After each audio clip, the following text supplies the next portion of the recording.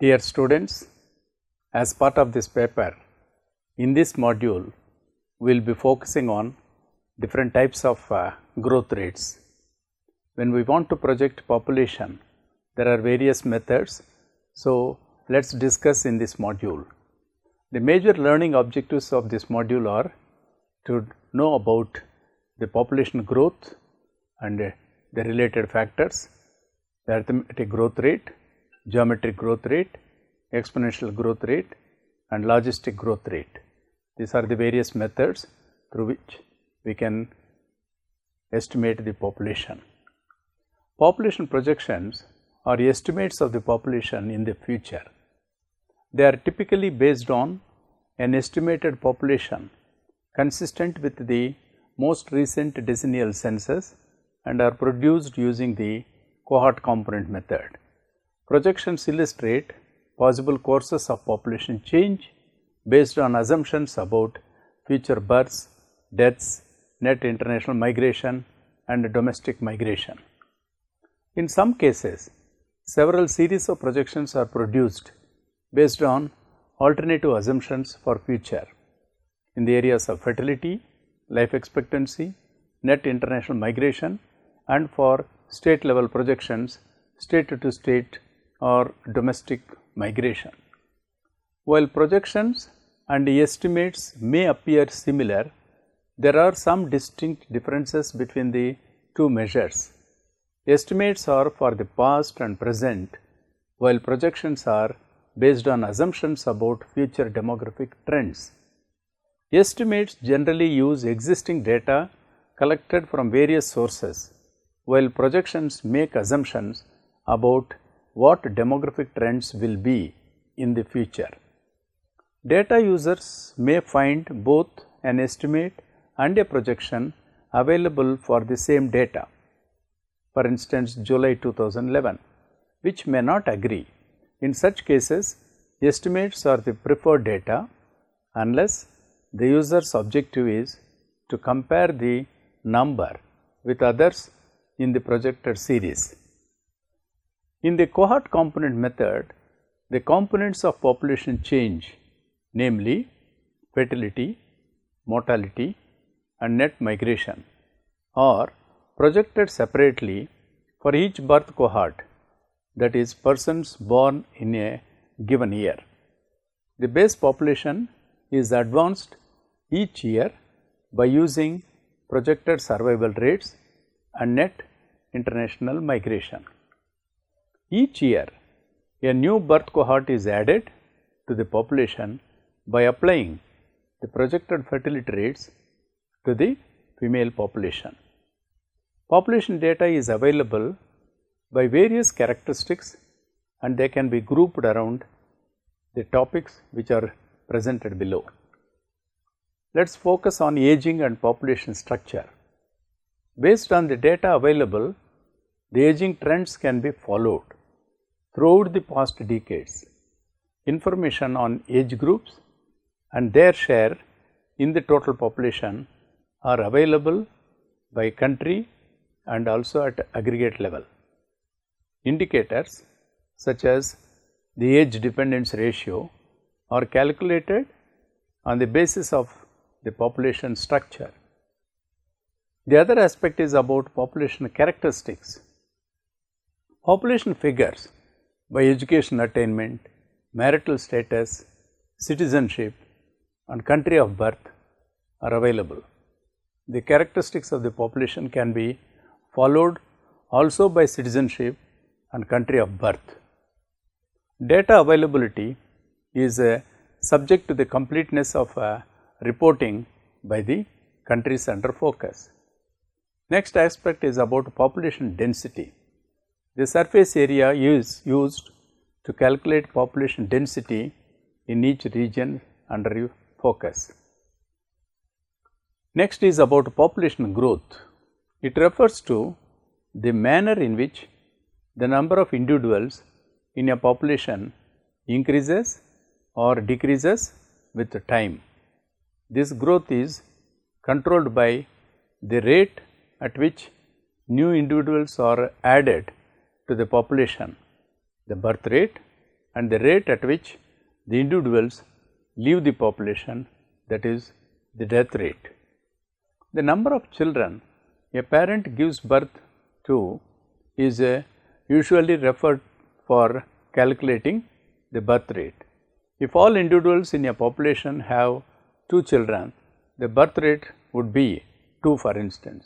However, it is not necessary for the birth rate to be a whole number such as 1, 2, 3, etc. For example, if half of the individuals of the population have 2 children and the other half have 3, then on an average the birth rate will be 2.5.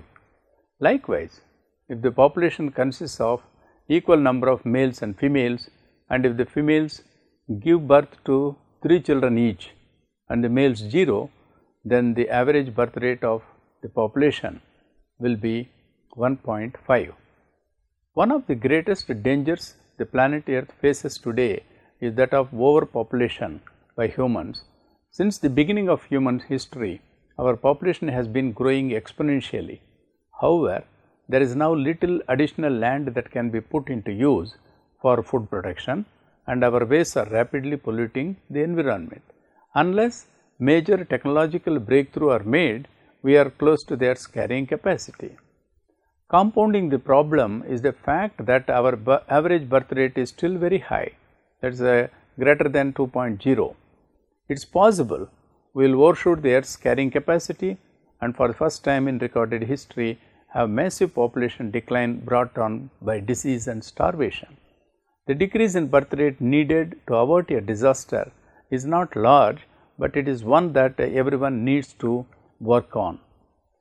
Given this scenario, it is very important to focus on the different modules that needs to be considered while we are projecting the population growth. As we discussed, there are 4 models of population growth, namely arithmetic change, geometric growth, exponential growth, logistic growth. Let us discuss in detail each of these models and how they are relevant and how they have to be used while projecting the population. The arithmetic change, it is the same as the simple interest, whereby interest is paid only on the initial sum deposited, that is the principal amount, rather than on accumulating savings. 5% simple interest on rupees 100 for instance merely returns a constant of 5 rupees interest every year. Hence, the arithmetic change produces a linear trend in population growth following a straight line rather than a curve. The arithmetic growth rate is expressed with an equation, that is R is equal to P t minus P naught divided by T divided by P naught into 100. Geometric growth. Geometric population growth is the same as the growth of a bank balance receiving compound interest. According to this, the interest is calculated each year with reference to the principal amount plus previous interest payments, thereby yielding a far greater return over time than simple interest. The geometric growth rate in demography is calculated using the compound interest formula. Under arithmetic growth, successive population totals differ from one another by a constant amount, whereas under geometric growth they differ by a constant ratio. In other words, the population totals for successive years form a geometric progression in which the ratio of adjacent totals remains constant. A geometric series is one in which the population increases or decreases at the same rate during each unit of time, usually a year. If this constant rate of change is represented by R and the initial population is represented by P naught, then after T years the final population is given by the following equation: Pt is equal to P naught upon multiplied by 1 plus R power T. So that the geometric growth rate R can be expressed in the following equation: R is equal to square root of Pt by P naught of t minus 1. However, in reality population change may occur almost continuously, not just at yearly intervals. Recognition of this led to a focus on exponential growth, which more accurately describes the continuous and cumulative nature of population growth. Let us discuss in detail about exponential growth. If a population has a constant birth rate through time and is never limited by food or disease, it is known as exponential growth. With exponential growth, the birth rate alone controls how fast or slow the population grows. Consider a small population of some species let loose in a large area. For example, in October 1859, Thomas Austin released 24 rabbits on his farm in Australia. This population eventually grew to over 600 million. We let t represent time measured in years. If we were considering a population of whales, we might measure time in decades, while for bacteria, we would measure time in hours or minutes. We let P of t would be the population at time t. Again, we might measure P as the number of individuals for whales or thousands or millions of individuals for rabbits or people. We could also let P represent a population density. That is, we could let P be the number of rabbits per square kilometer or square meter. So, fractional values of P are allowed. As the notation suggests, we think of P of t as a function of t. Our goal is to be able to predict a value of P upon t for any time t. We could just write down a guess for a formula of P of t, but that is not much more satisfying than just guessing the values of P of t. Instead, let us think a little bit about biology. What do we know about rabbits? Well, rabbits do what they are famous for and beget more rabbits. The more rabbits you have this year, the more baby rabbits you will have next year. So, the basic biology of rabbits tell us not what the population of rabbits is, but rather how the population changes. Our models for population size will be based on rules derived from how the population changes. We start with the simplest aspect of population change and make some explicit assumptions about how they work. Number 1. The number of birds between time t and time t plus 1 is proportional to the size of the population Pt at time t. That is, there is a constant b higher than O such that the number of birds between time t and t plus 1 is b into P of t. Number 2. The number of deaths between time t and time t plus 1 is also proportional to the size of the population Pt at time t. That is, there is a constant d greater than 0 such that the number of deaths between time t and t plus 1 is d multiplied by P of t. Clearly, these are just the most basic assumptions on how any population might change. There are many factors that affect births and deaths. These include external factors like the weather and factors that depend on where the species is on the food chain. However, we start simple and ignore all other mechanisms of population change.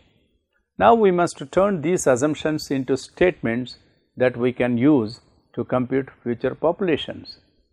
Putting our two assumptions together, we can say that the population at time t plus 1 is the population at time t plus the births between t and t plus 1 minus the deaths between t and t plus 1. We can write this on one line as population at time t plus 1 is equal to population at time t plus births t to t plus 1 minus deaths t to t plus 1. Now, our assumption says that the births of time t to t plus 1 are given by b p of t, while the deaths are given by d p of t.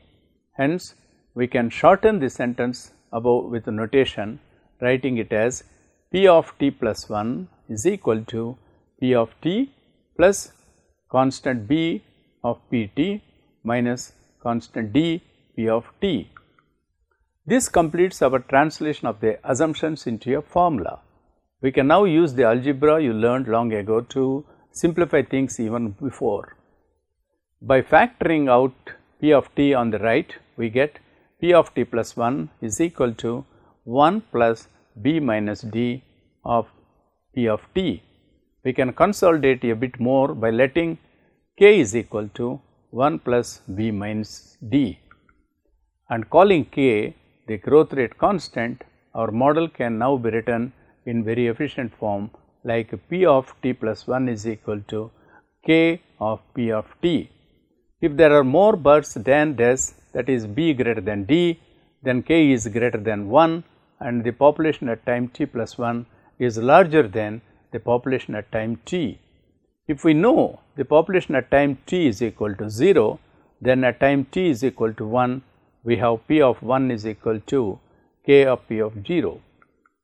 And at time t is equal to 2, we have P of 2 is equal to k of P of 1, which is equal to k of k P of 0, which is equal to k 2 P of 0. And at times t is equal to 3, we have P of 3 is equal to k of P of 2, that is k of k 2 P of 0 is equal to k 3 P of 0. You can see the pattern developing here. A proof by induction shows that the general case as follows: P of n is equal to k P of n minus 1, that is equal to k of k n minus 1 P of 0, which is equal to k of n P of 0. And we have a formula for the population for all future times n, provided we know the population at time 0. This type of model is called an exponential growth population model, because the population P of n is an exponential function. Let us discuss the other growth model, that is logistic growth. In a population showing exponential growth, the individuals are not limited by food or disease. However, in most real populations, both food and disease become important as conditions become crowded. There is an upper limit to the number of individuals the environment can support. Ecologists refer to this as the carrying capacity of the environment. Populations in this kind of environment show what is known as logistic growth. In the image below, the carrying capacity is the maximum number of individuals within a species an environment can maintain.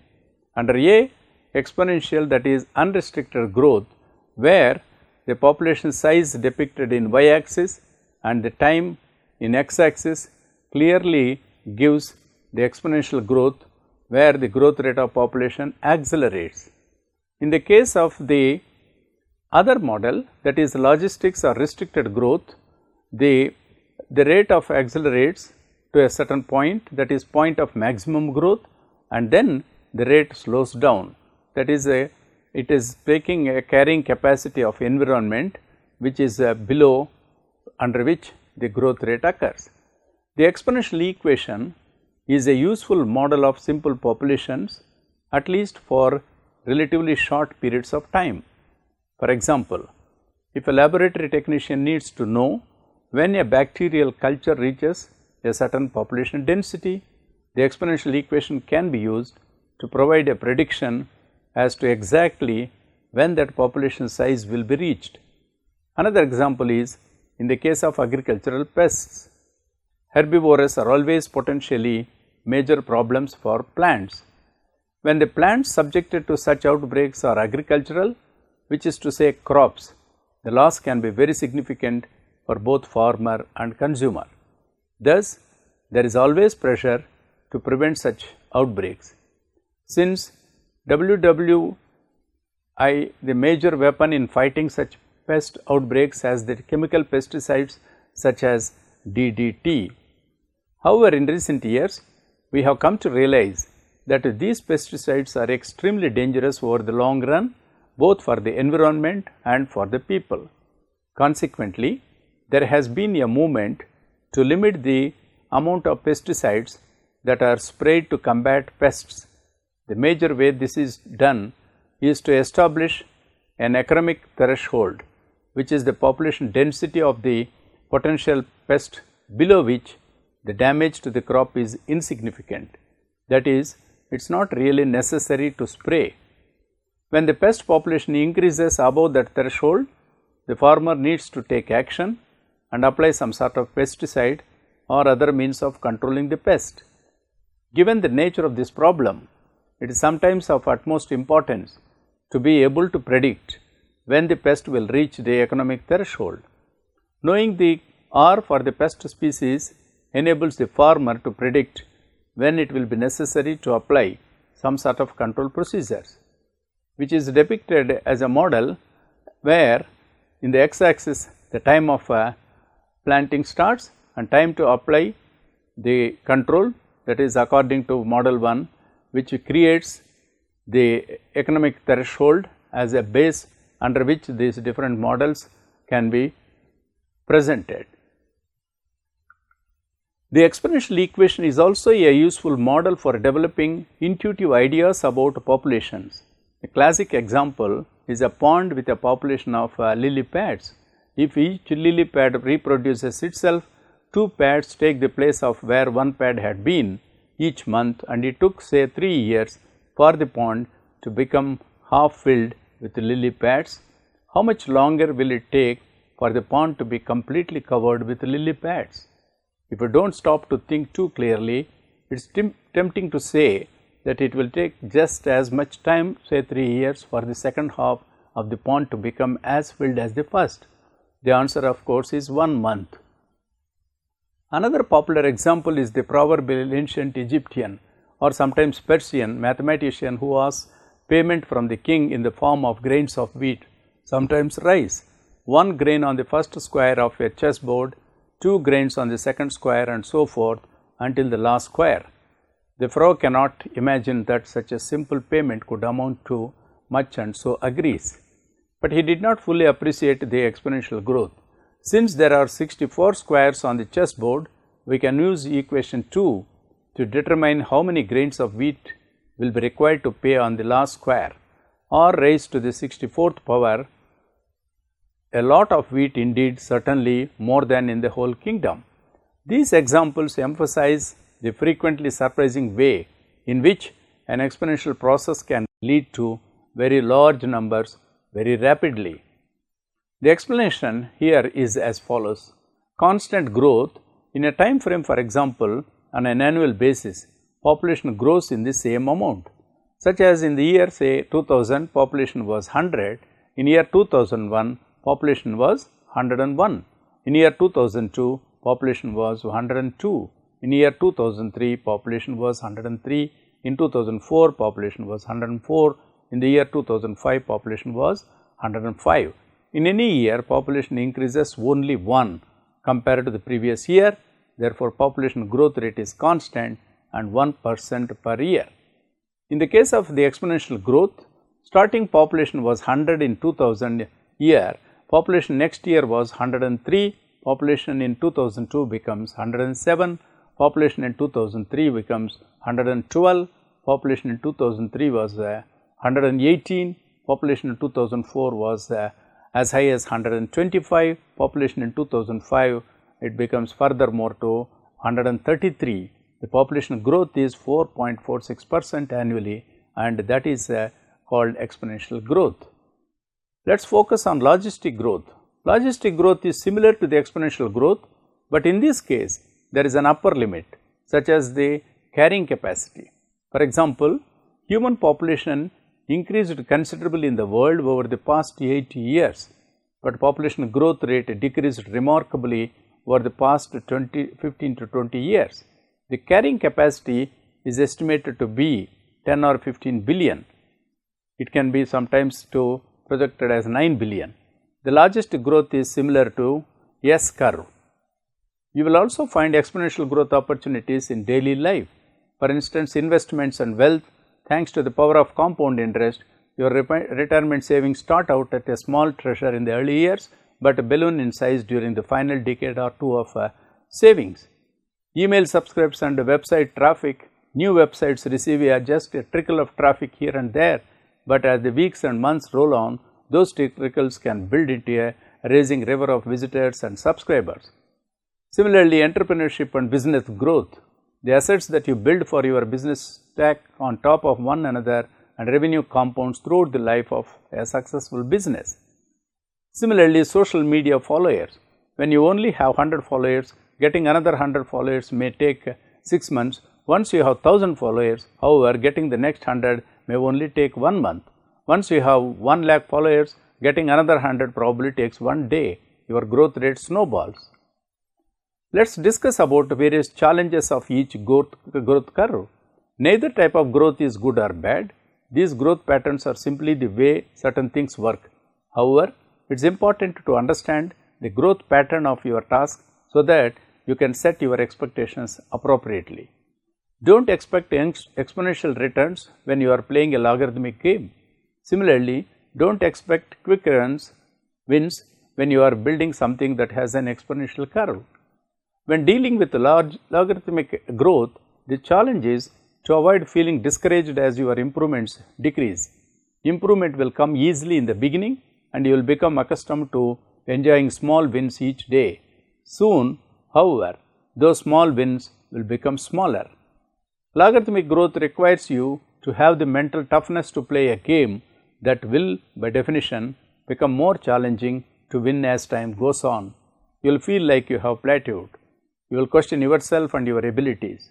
If you want to succeed with logarithmic growth, you have to learn how to fall in love with the boredom of doing the work if you want to maintain consistency as your improvements dwindle. When dealing with the exponential growth, for instance, the challenge is to continue working throughout the early period when you have little or nothing to show for your effort. Exponential growth requires you to be remarkably patient and diligent, often for years or decades before enjoying a significant payoff. There may be 10 years of silence before you hear the sound of success. Equally important, you need to give your best effort even when you are getting average results. Exponential gains only result from sustained effort in the early years. Overall, in this module, we are able to discuss in detail about various models that are commonly used while attempting to estimate the population and for the future estimates for the population and population growth.